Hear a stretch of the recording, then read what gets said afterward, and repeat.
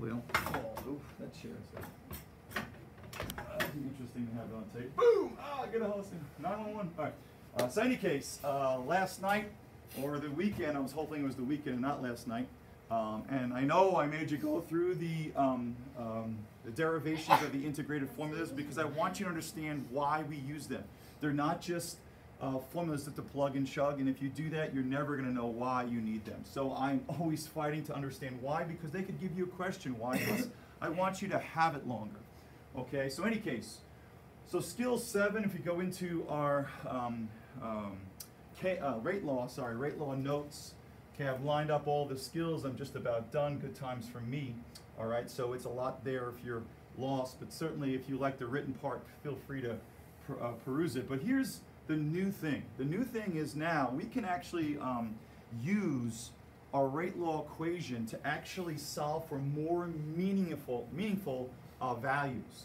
And what do you mean by meaningful? Well, as I have here, okay, for the reaction that I've been using for all the different skills, if you haven't looked at it, okay, there it is. I've been using this equation. We solved for this rate formula using experimental evidence, and we verified a mechanism. All of that stuff is there if you want to review. It's a second order reaction because we add the exponents to answer that. Okay, so based on the experiment and given this reaction, okay, here is a plot, okay, of the change of concentration of the X, a reactant, over time 0, and over time. This is going to be that plot there. And now sometimes it'll take a while, but it's going to drop like that. Now, why does it do that? Why does it drop like that? Well, remember, rate law, though very powerful, only gives us how fast we make the products based on initial concentrations. That's important. It only tells us how fast a reaction is right there. But as soon as the reaction goes forward, isn't there less X and Y available?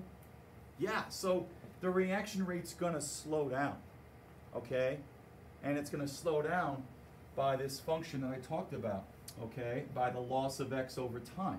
So in any case, and because it's a 2 to 1, it's a half of X over T. And for those that were bothersome by the stoichiometric relationships that I had earlier in my lectures, I don't think I was wrong, okay?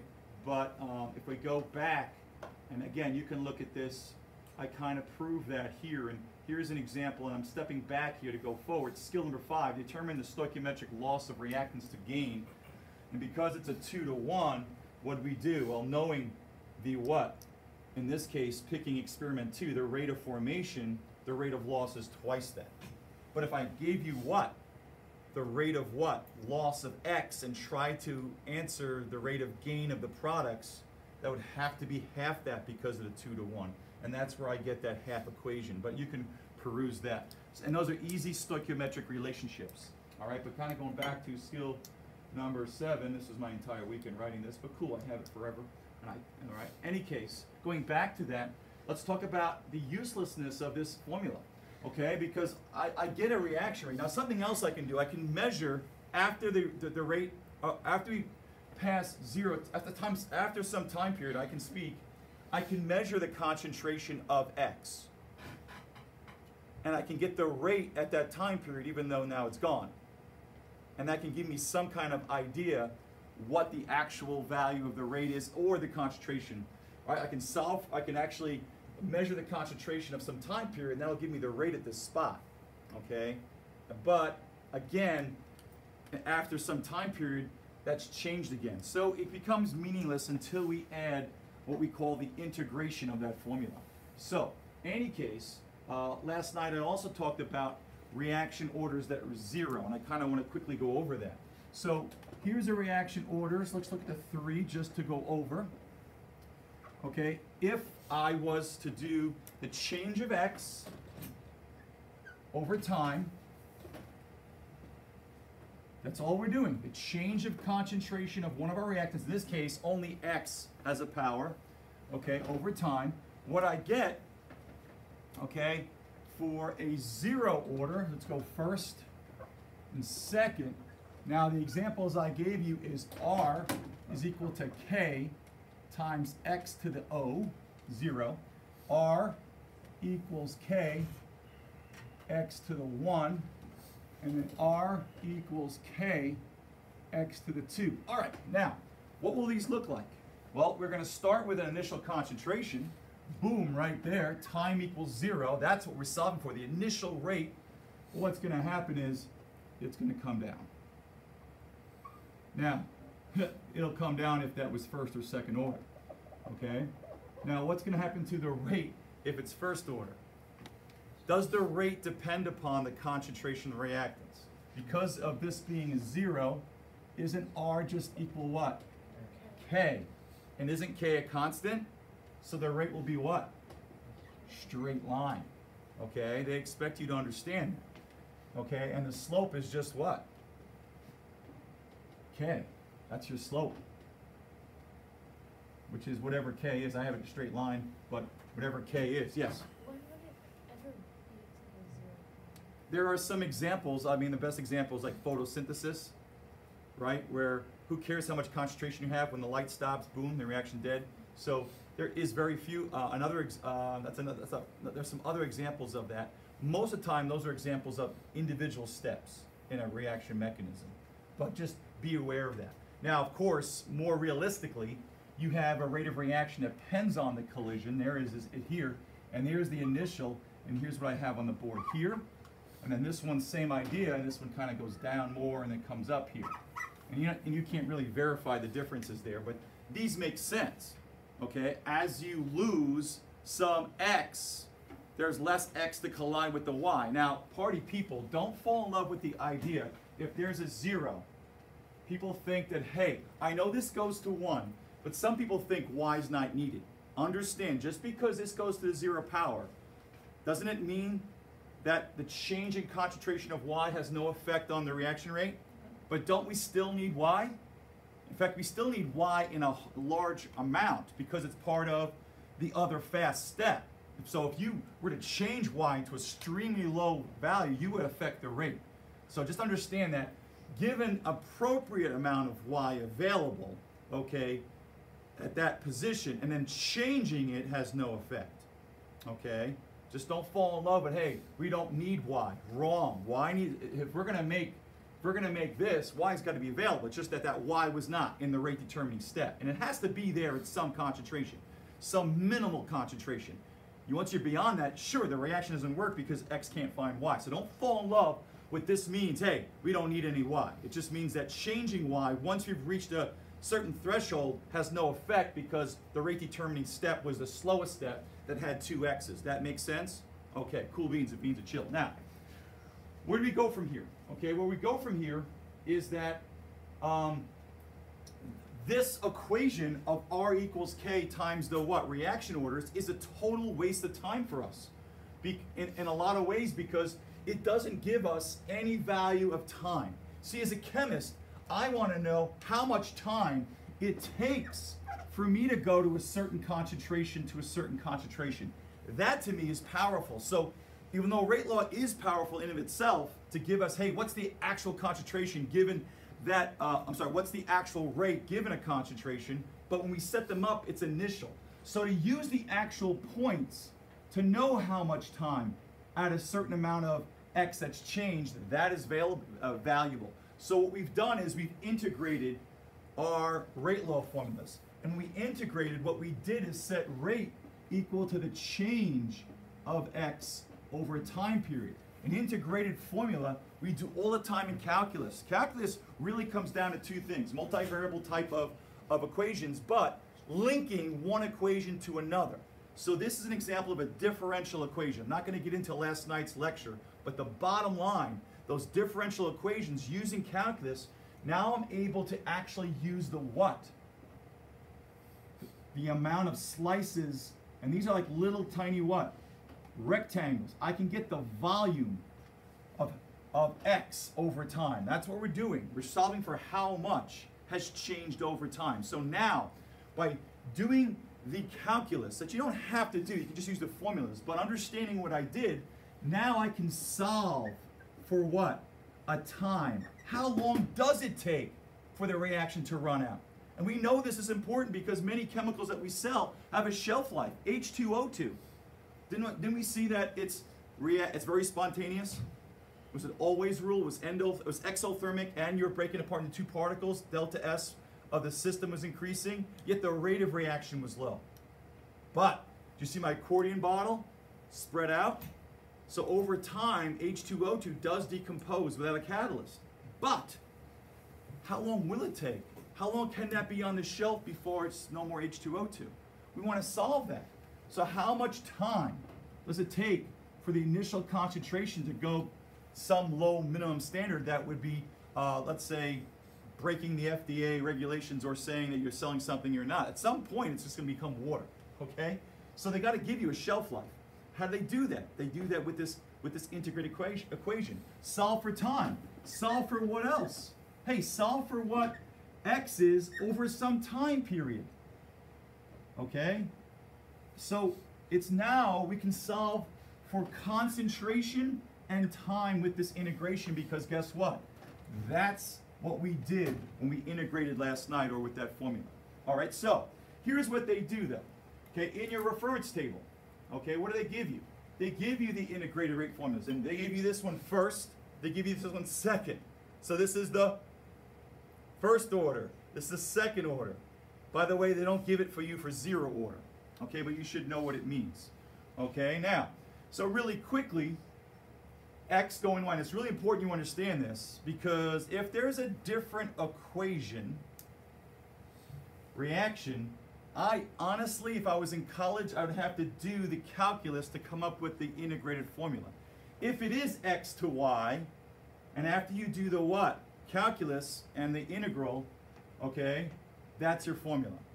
And if it's this equation, X plus X equals X squared, if that's your equation, then you would come up with this. If the equation's a little different, you would have to come up with it. Well, guess what? In the example that I gave you, okay, in the example that I gave you,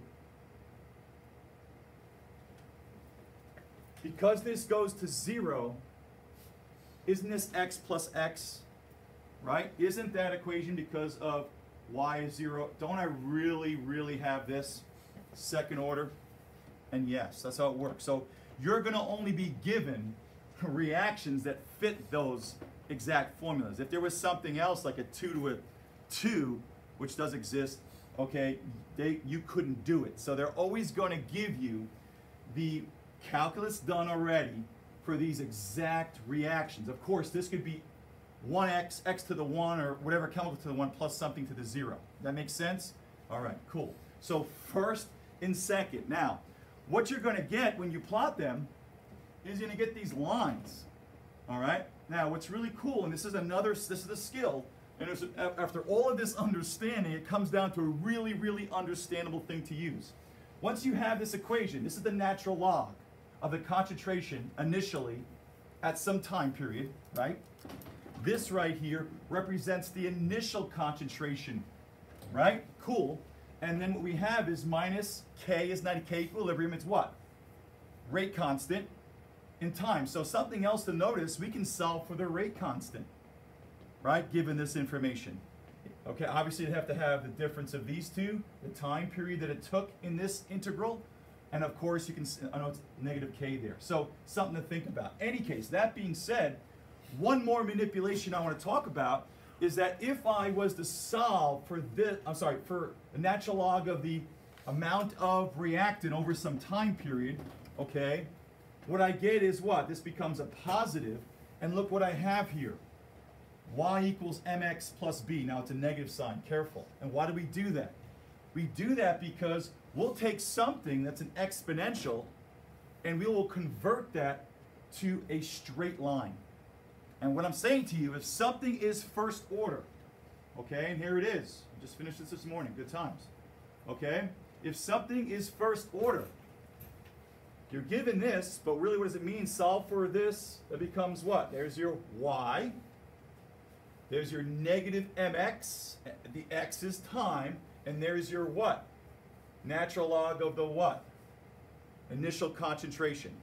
And notice, because it's negative mx, a negative slope of a straight line, when I take the natural log of all my x changes, I will get a straight line that's negative if it's first order. So if you're given a graph, okay, like you were for the homework, and you get a straight line that's going down, if the values are plotted against the y that's ln of x, hey, you know it's first order. That's all you got to do.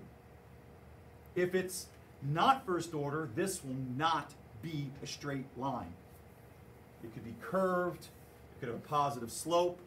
Okay, obviously it's not going to be this line. That's just x changing. You with me? Cool beans. Now, if you've got second order, well, we've got a different equation because, hey, we were doing what?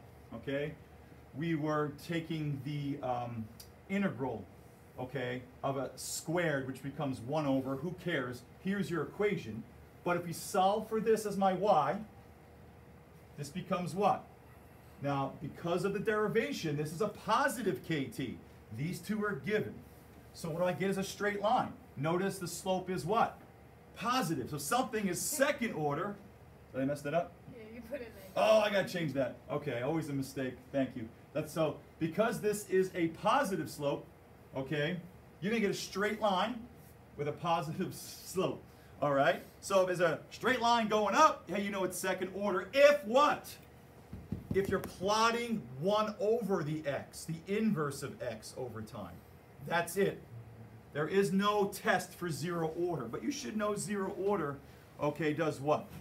Okay, stays constant, all right, like this, and has no relationship there. So that's the first skill, okay? And that's so simple. Look at the graphs, be able to identify based upon, hey, on my periodic table, they label the first one first, second one second. Now they don't do this part for you, but you could simply, hey, solve for ln of a over t, that becomes the y-intercept. That becomes the y-intercept. So simple. First, second, identify the graphs. That was the homework. Now, what was the second part of the homework? Second part was, hey, given a time period or solving for the time period, it matters. If I know my initial concentration, if it's second order, and I know what the value of x is lowered over time, and I have the rate constant, I can say how long it takes for the initial concentration to become some lowered amount. See, that's the powerful part. Or if I have the time period and I have the concentration changes, I can solve for k. So that's the important part, and that's the part that you had in some questions as well. All right, so let's jump to the homework, okay? And I just kind of want to touch on some questions that we had. And let's go there. Yeah, good times, a lot of stuff there for your viewing displeasures. Okay, so third quarter, rocking on to week 8. And we have 2 weeks left of this course. That's course, not a curse, okay? So here we go. So let's go to this. And I think I signed, I might have signed, I don't know what questions I assigned. I forget. Did I assign this one? The first page? Correct? When was this from? This was from this homework. I signed some questions, didn't I? First page? Okay, well, let's look at C for a second. You guys actually did what? Skip this. How long must the reaction proceed? Ding, ding, ding. Time period. I'm asking for time. You have no ability to measure for time. Yes, rate is what?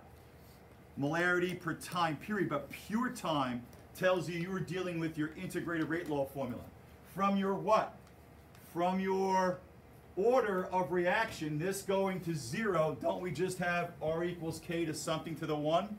So this is a first order reaction. So I know exactly what formula I have. And there it is, given to me in my reference table. Now, how long must the reaction proceed to produce a concentration? This is a little difficult because there is a stoichiometry element here. To produce a concentration of Z equal to 0.2 molar, if the initial concentrations of X are 0.8, 0.6, and 0. So you can't answer this yet because if you have no what? Products, they're starting you. So what we're doing is what?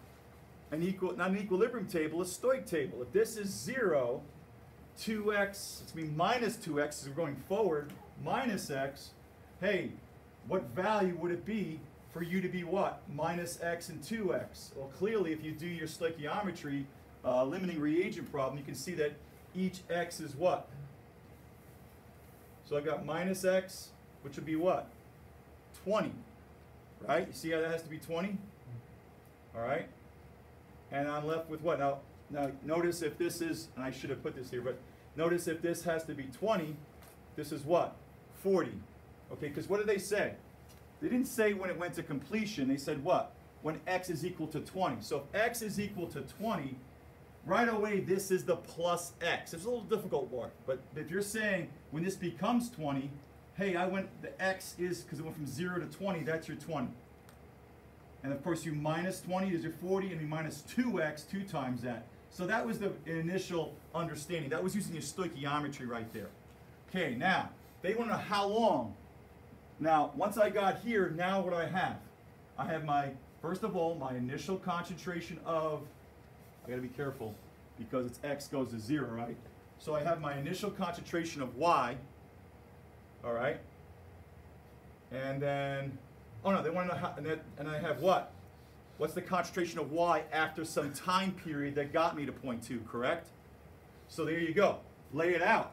So A of t is after some time period, it went down, started out initially. That was my initial concentration. You solve for k up here, negative kt, and then you solve for t. Okay, couple of things. And so ln of this minus that. Now when you minus exponents, you're really dividing by, so just careful with that. All right, it becomes positive and you get your second. So make sure you go through that. That was a little bit trickier because you started with 0z, and they wanted to know after some time period. That was a second order relationship. Now we didn't use a graph, but you can see how we used that there. All right. Decrease. What was the decrease of x from the experiment? Well, from the experiment, now give me experiment 1. Okay, and this is the stoichiometric relationship, right? So the rate of decrease from experiment 1 is what? Well, the rate of formation is 7 times 10 negative 4. Okay, that's the rate of formation, but what we know is what? From the balanced chemical formula. What's the balance? 2x equals z. So if you know the rate of formation of z is 7 times 10 negative 4 to 7 times 10 negative 4, isn't this going to lose twice as much? So 2 times 7 times, so 14 times 10 negative 4. Whatever you want to do there. Okay, that's pure stoichiometry. All right. Any questions about the work of home? Okay. Again, if you didn't go through it, okay, I don't want to go through problems and spend time. But if you have a question, any other questions I directed you on? I can't remember off the top of my head, and it's a big top of head. All right. So where did I direct you? Let's go back to third quarter. Let's go week 7. I should have a website to go over this stuff. All right. So where am I? Johnny don't like chemistry, right? Law. Okay. What is he doing? So where did I direct you? I forget. It was only a few days ago. Who is that big goon? Okay. Where else? Maybe I didn't. Maybe I didn't. Okay, I guess I didn't. That was tonight told me. So let's go here. Bad Grotsky. But now it's going to be easier. Yeah, I was really confused for a second. I'm sorry. I thought I directed you. I've been so busy with everything else. But hey, I'm tall. All right, so let's look at oh my gosh. I know, I was here. Oh my gosh, there's homework. How do I know which one's first order, second order? The negative slope? Now what if this was straight across of just x? Zero order. But I've got a negative slope. That's a straight line. So who is this? That is first order. So you can identify the order based on the graph. Ding, ding, ding. That's it. How easy that is. Okay, now this is a positive slope, but it's not a what? Straight line. So this is not, and by the way, 1 over x, the same as x negative 1, correct? Okay. Now, here comes some other problems that I did. Okay, sorry for going over that problem you haven't seen before. But here's at time 0. Okay, now, here is E. Let's talk about E. All right, what's the question for E? Or E? What do they do here? Write the rate law for the reaction. Pretty simple, because what did you get? you got, because it was what? What was the graph? It was a negative slope, all right? And this was what? Natural log of the value, correct? That's all you gotta know, okay? And so you get a 1 there, 1 point. Now, calculate the specific rate constant. Whoa, people are like, wait a minute. I don't have any numbers, but wait a minute, because you know it's what? First order, what is it? Natural log of a to the t minus the what? Natural log of a 0 equals negative kt. That's right from your reference table.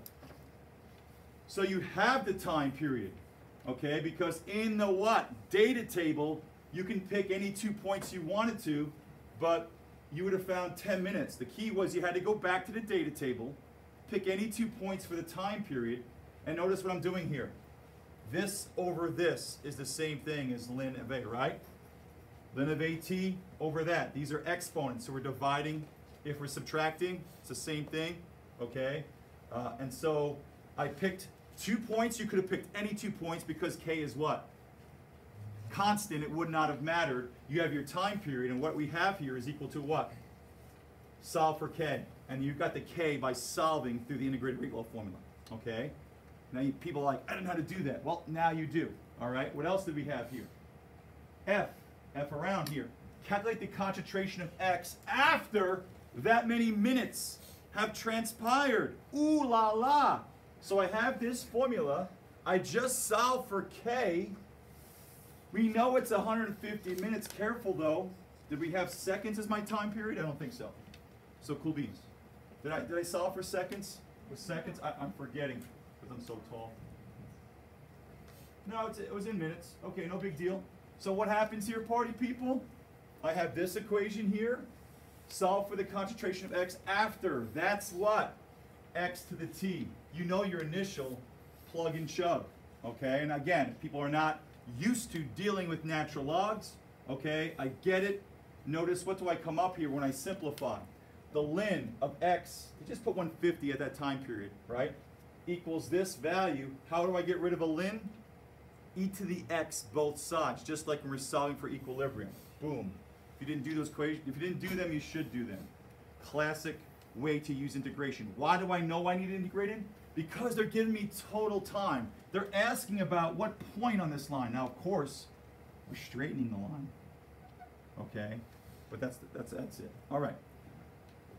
Now, we just have lab explanation, and I hope that puts together these integrated formulas. A little more to do that you're going to do tonight to close this out, but this is, all of that seemed probably so difficult, but when in fact, it's pretty straightforward. Now, again, you have to go through these calculations and see where you get faltered, because if you're not used to using natural log, notice how they just write it this way.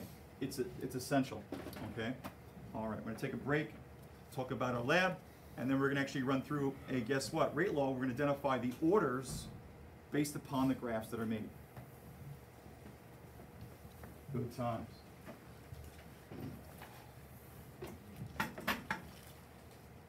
If I fall, I'll just take out the first row and part of Rivet High School.